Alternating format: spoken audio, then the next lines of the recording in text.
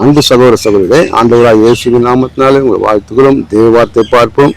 1 பேதுரு 2:12 புற ஜாதிகள் உங்கள் அக்கிரமக்காரர்கள் என்று விரோதமாய் பேசும் விஷயத்தில் அவர்கள் உங்கள் நற்கிரிகளை கண்டு அவற்றின் நிமித்தம் சந்திப்பின் நாளிலே தேவனை மகிமைப்படுத்தும்படி நீங்கள் அவர்களுக்கு நல் நடக்கை உள்ளவர்களாய் நடந்து கொள்ளுங்கள் என்று உங்களுக்கு புத்தி சொல்லுகிறேன். பாருங்க, இந்த வார்த்தையை பார்க்கும்போது ஆண்டவர் சொல்கிற வார்த்தை, உங்கள் நற்கிரிகளை கண்டு அவர் தேவனை மகிமைப்படுத்தணுமா. தேவனை மகிமை அப்படியாப்பட்ட இந்த தேவனு எப்படியாப்பட்ட தேவனா இருப்பாங்க. இவங்க நல்ல காரியத்தை தானம் தர்மம் பண்றாங்களே, அநேக காரியம் தன் அன்புள்ளவர்களா இருக்கிறாங்களே, தயவுள்ளவர்களா இருக்கிறாங்கன்னு சொல்லி இயேசுவை மகிமைப்படுத்துவாங்க.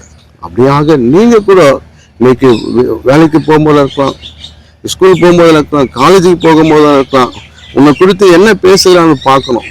மற்ற சொந்த பந்தத்தில் உன்னை குறித்து என்ன போதுறோம், உன் நண்பர் மத்தியில் என்ன பேசுகிறான்னு பார்க்கணும்.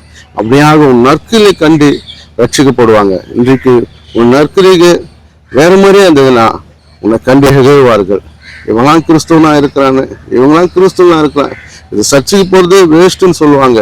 ஆனால் இன்றிலிருந்து மனம் திரும்புங்க. எதெல்லாம் வெளியே விழுந்து கிடைக்கிறீங்களோ அதில் சேர்ந்துருங்க. கர்த்தர்